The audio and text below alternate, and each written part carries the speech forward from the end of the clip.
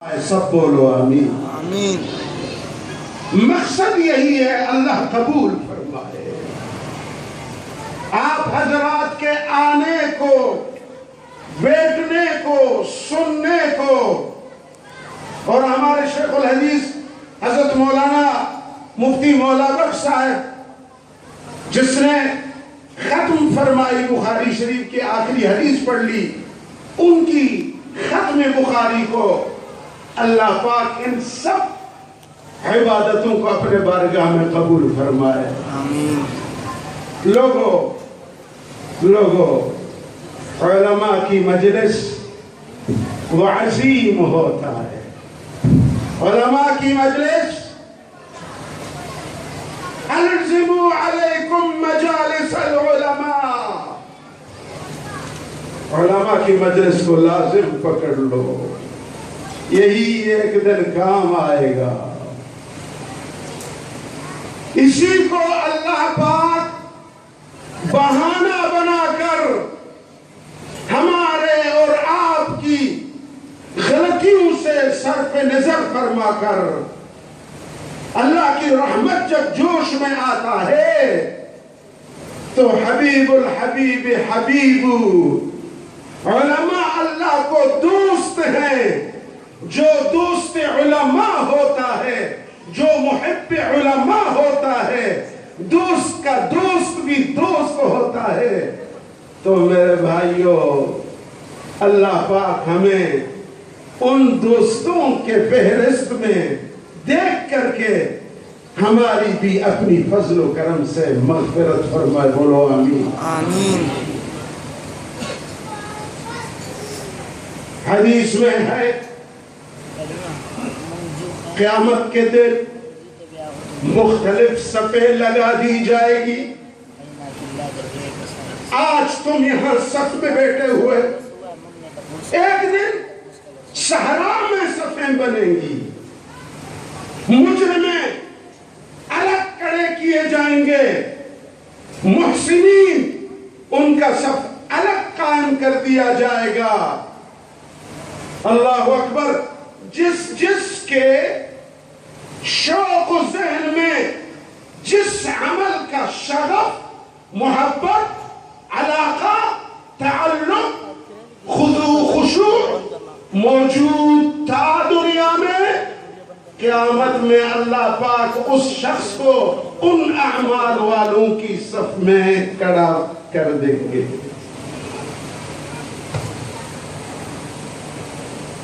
کسی نے نماز سے محبت کی، شغف، تعلق، رات دن فکر نماز کے ساتھ، اللہ فرماتے ہیں فرشتوں یہ میرا بندہ عاشق نماز تھا، اس کے دل میں نماز کی شغف موجود تھی، آج میرے اس بندے کو مسلین نماز پڑھنے والوں کے صف میں کھڑا کر دو، بولو سبحان اللہ۔ سبحان اللہ۔ فرشتوں اس نوجوان کو میرے شریعت، میری دین، میرے قرآن، میرے نبی کی حدیث و کتاب، علم علماء سے محبت تھی، اس کو میرے علماء کے صف میں کھڑا کر دو۔ سبحان اللہ۔ اسی طریقے سے روزہ والوں کو، حج والوں کو، زکوٰۃ و خیرات والوں کو ہر ایک کی الگ صفیں کھڑی کر دی جائیں گی، اور برے عمل والوں کو بھی الگ کھڑا کر دیا جائے گا۔ کوئی ایسا بدنصیب جس کے دل میں زنا، جس کے دل میں بے عفتی، جس کی دل میں بدنظری، جس کے دل میں دوسروں کی عزت پر ہاتھ ڈالنا، وہ اس میں دنیا میں ملوث تھا۔ اللہ فرماتے اس میرے ناشکر بندے کو، اس بے ایمان کو زانیوں کے صف میں کھڑا کر دو۔ یا اللہ ہم تیری پناہ چاہتے ہیں۔ کوئی لوٹنے کسوٹنے کا بڑا شوقین تھا، لوگوں کی گھروں پہ، لوگوں کی عزت پہ، لوگوں کی گاڑیاں، لوگوں کی دکانیں، لوگوں کی جیب، حتیٰ عورتوں کو بھی وہ نہیں چھوڑتا تھا، ان کے بھی زیورات چھین لیتے تھے۔ اللہ فرماتے ہیں اے میرے فرشتوں یہ بڑا مجرم ہے، اس کو چوروں کی صف میں کھڑا کر دو۔ ہائے ہائے، باری آئے گی ان لوگوں کی جن کو دنیا میں مصیبت پہنچی تھی،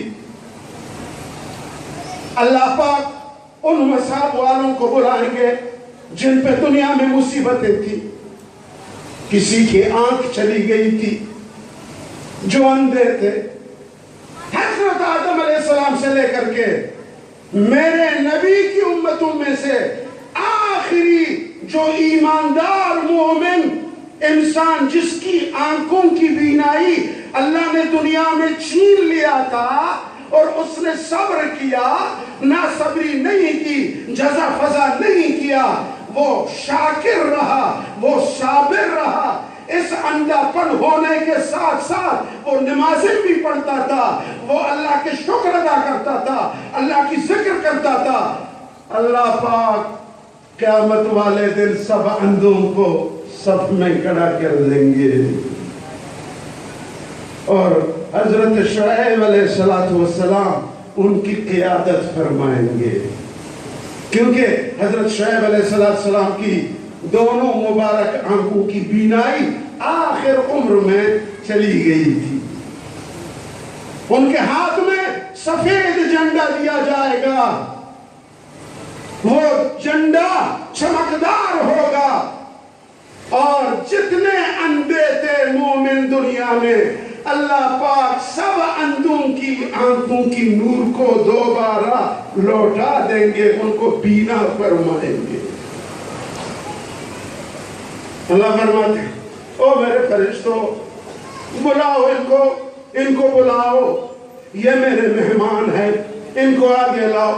یہ آتے ہیں اللہ پاک کے دربار میں، اللہ پاک ان کی تعریف فرماتے ہیں، کہتے تم نے صبر کیا، آج کے دن تم میرے خصوصی مہمان خصوصی ہو، میں نے خاص جگہ تم لوگوں کے لیے بنا دیا ہے۔ اللہ پاک حکم دیں گے ان سب اندھوں کو کہ ان کو یمین عرش الرحمن میں جگہ دو۔ میرے عرش کے دائیں جانب ایک مخصوص جگہ ان لوگوں کے لیے ہے جس نے مصیبت جھیلا، سہا، صبر کیا، ناشکری نہیں کی، جزا فضا نہیں کیا۔ ان اندھوں کو اب بینا فرما کر اللہ پاک ان کو اپنا خصوصی مہمان نوازی فرمائیں گے۔ بولو سبحان اللہ، سبحان اللہ۔ ہائے ہائے، علماء کھڑے ہو جائیں گے، علماء کہیں گے یا رب یہ اندھا کچھ نہیں جانتا تھا، اس کو تو میں نے صبر کی تلقین کی، اس کو حدیث صبر کے میں نے سنا ہے، اس کو صبر کی آیت میں نے سنا ہے، آج اس پر اتنی نوازشات کیا جا رہا ہے اور ہمیں نہیں پوچھا جا رہا۔ اللہ فرماتے ہیں مولویوں صبر کرو، آگے آگے دیکھیے ہوتا ہے کیا، ابتدائے عشق ہے روتا ہے کیا۔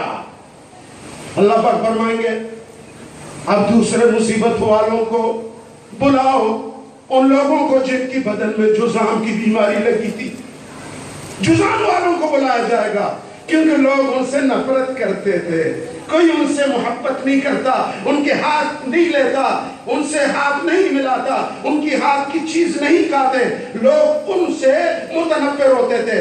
اللہ فرماتے ہیں جزام والو آؤ، حضرت ایوب علیہ السلام کو جھنڈا ہاتھ میں دیا جائے گا۔ حضرت ایوب نے بھی کافی مدت تک بیماری سہ لی، صبر کیا، اللہ آخر میں رب کو پکارا، مولا صحت کا راستہ بنا دے، اب بیماری شفا دے۔ حضرت ایوب علیہ السلام کے ہاتھ میں جھنڈا، ان سے بھی کہا جائے گا کہ عرش کے دائیں جانب بیٹھ جاؤ۔